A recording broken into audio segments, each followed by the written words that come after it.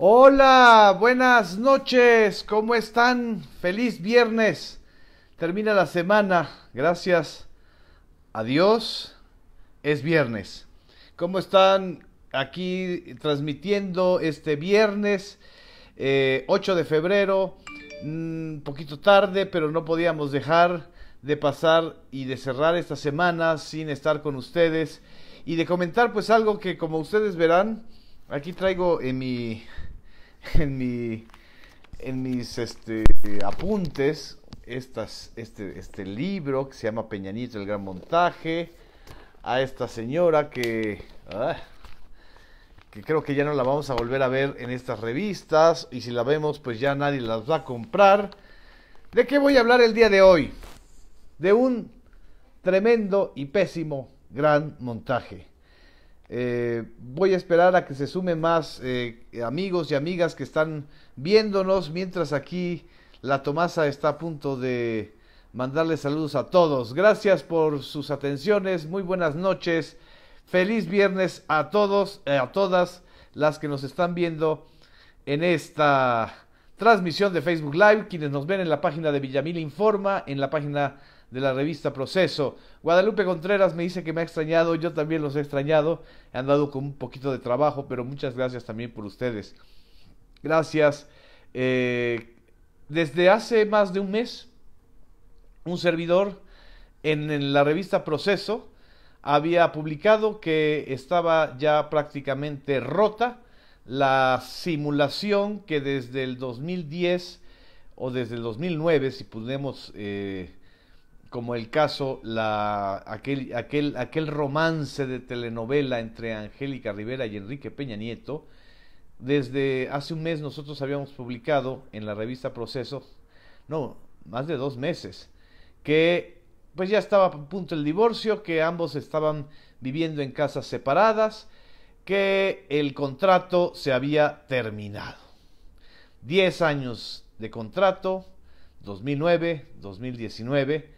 Y bueno, pues algunos se molestaron, dijeron que yo soy un chismoso, que me baso en las revistas del corazón.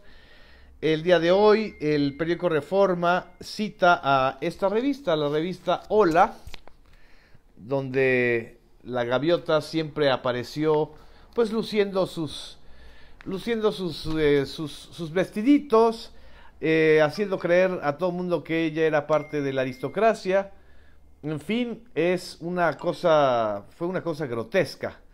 Y me dice Carmencita Vaga que si soy brujo o lo adivino. No, simple y sencillamente es la lógica de la información que un servidor tenía desde el 2005, desde hace 14 años.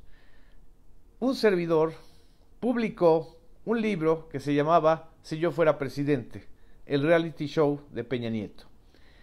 Y en ese libro, basado en reportajes publicados en la revista Proceso, yo les había advertido que estaba dispuesto el grupo Atlacomulco o el PRI del Estado de México a hacer todo lo posible por llevar a Peña Nieto al poder presidencial.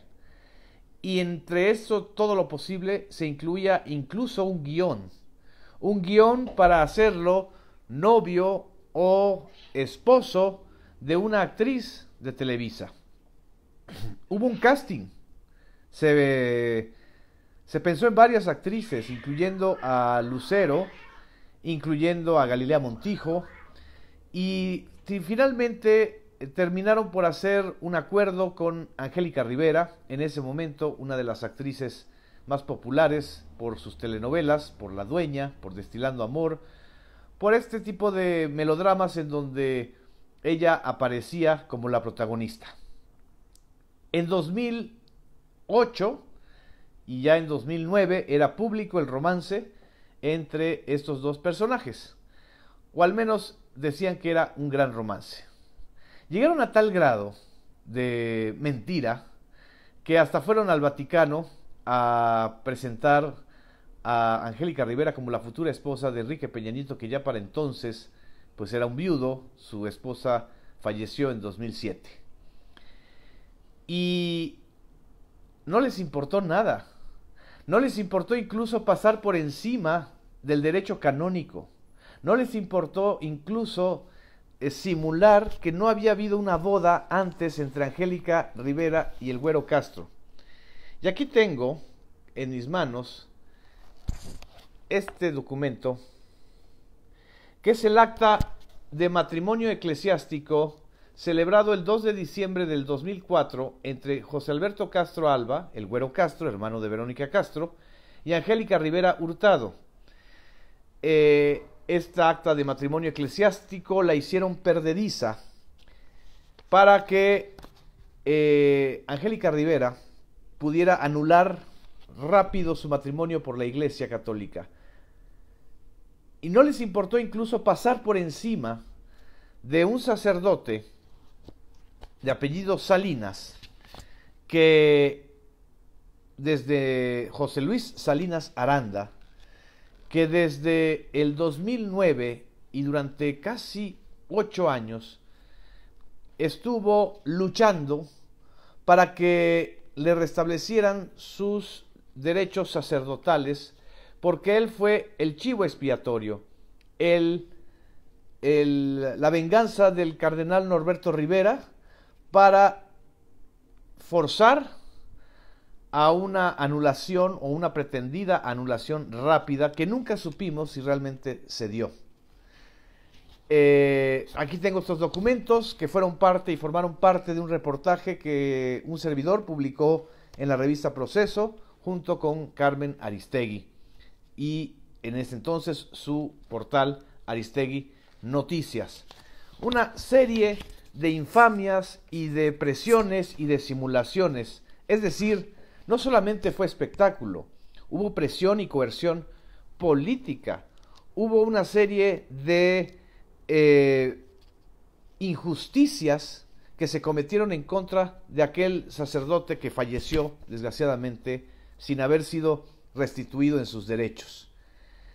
Me dicen que eso ya no es tema. Claro que es tema, porque nunca debemos olvidar lo que cuesta en términos de legitimidad y en términos de credibilidad la simulación en política y el matrimonio por conveniencia entre las televisoras y los políticos. Esto nunca más debe ocurrir. Por eso creo que es necesario contar una vez más esta historia, ahora que ya la propia Angélica Rivera confirmó que están separados. ¿Verdad que sí? Y aquí tenemos a la negrita Tomasa que nos está viendo desde su balcón principal. Es una historia complicada en términos de derecho canónico, pero lo que podemos resumir es que hubo una serie de presiones y de chantajes para acelerar aquella boda en Toluca, que en realidad no fue una boda eclesiástica, esa sí fue una paraliturgia, pero le hicieron creer a muchos que sí se estaban casando por la iglesia. Lo interesante sería es que realmente si se están divorciando, que pidieran una anulación ante el Vaticano. Porque si no, lo único que están haciendo es utilizar también, o haber utilizado, los sacramentos de la fe católica, lo cual se me hace todavía más grotesco en un país que dice que es laico, o que es laico por constitución, pero que su clase política utiliza y manipula incluso hasta los sacramentos católicos, desgraciadamente a veces con el acuerdo y con el permiso de los propios cardenales o de los propios obispos, como fue el caso de Norberto Rivera, según esta historia. Saludos a Tomasa, te están saludando, chiquita. Aquí Tomasa, la negra, para que la vean mejor, vamos a movernos, porque ella ya saben, ella está más allá de todo esto.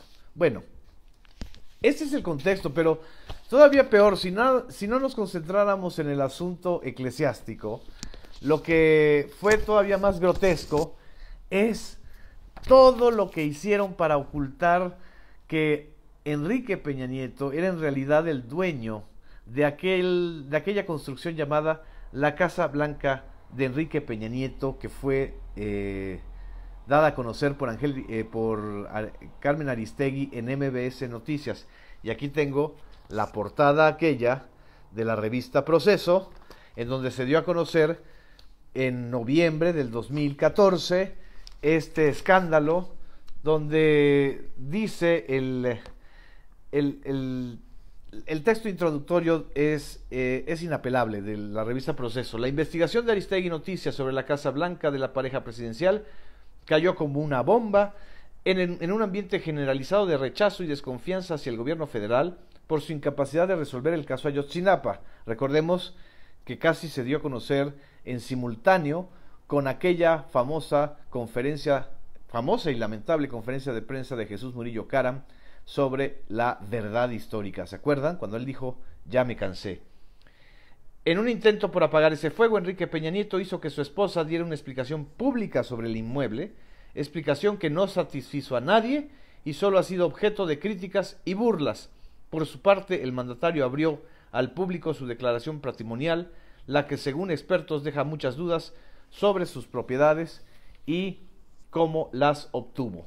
En fin, esta historia ya es muy conocida, ya sabemos además que le costó una credibilidad endeble a Enrique Peña Nieto. Desde entonces, desde aquel escándalo de la Casa Blanca, no se pudo recuperar la credibilidad de Enrique Peña Nieto y se reforzaron las presiones y los intentos de censura que se concretaron en marzo del 2015 con la salida del equipo de Carmen Aristegui de MBS Noticias. Tenemos que recordar esta historia para no volver a repetirla, para que este tipo de simulaciones o de grandes montajes no vuelvan a envenenar, a intoxicar las relaciones entre los medios y el gobierno. Y ahora, pues, la propia Angélica Rivera, en su cuenta de Instagram, subió un mensaje en donde se los leo.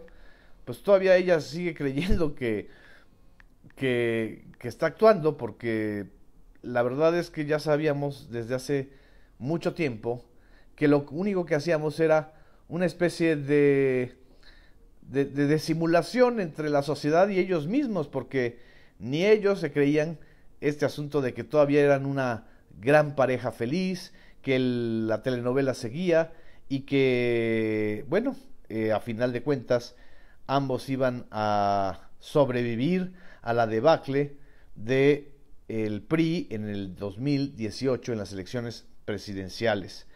El mensaje de Angélica Rivera dice: lamento profundamente esta situación tan dolorosa para mí y para nuestros hijos. Por tal motivo he tomado la decisión de divorciarme.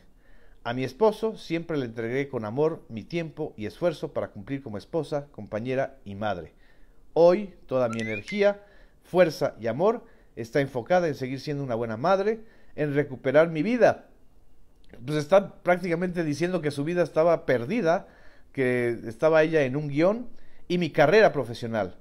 Agradezco el respeto para mantener la tranquilidad emocional que merecen nuestros hijos. Atentamente, Angélica Rivera.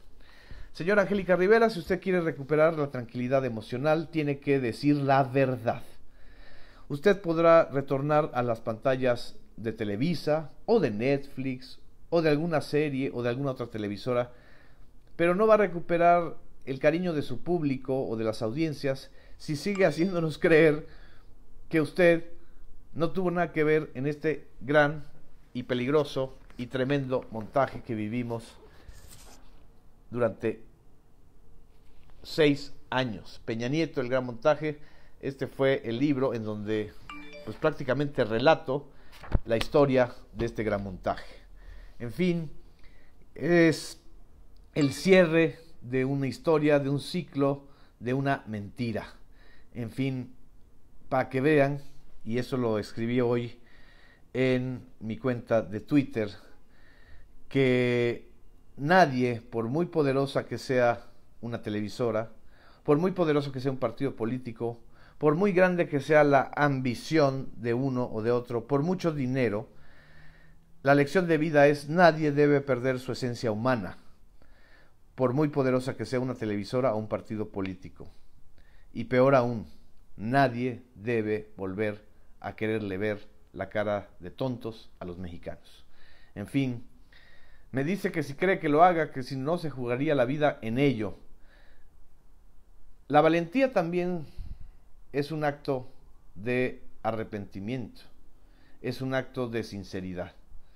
Ojalá y lo hiciera, incluso hasta por la memoria del padre Salinas, y bien sabe Angélica Rivera, y bien sabe Enrique Peña Nieto, y bien sabe el cardenal Norberto Rivera, que le hicieron la vida imposible a un sacerdote que no tenía nada que ver con esta trama tan grotesca. Por cierto, también lo saben los productores de Televisa. Me preguntan que dónde se consigue el libro. Pues se consigue, desgraciadamente es un libro que ya tiene algunos años de haberse publicado. Se publicó en 2013, perdón, en septiembre del 2012. Estamos hablando de hace ya 8 años y 6 meses. En fin, muchas gracias. Hay tamales, hay vida. Afortunadamente ya entramos a otra etapa. Hay que cuidar nuestra vida política, no hay que dejarnos engañar ni por los montajes televisivos, ni por las guerras sucias en redes sociales. Muchas gracias. Buenas noches. Les mando un abrazo, sean felices. Nos vemos el próximo lunes aquí en Facebook Live y síganos en nuestro programa de Villamil Informa en Cadena Raza de 1 a 3. Gracias.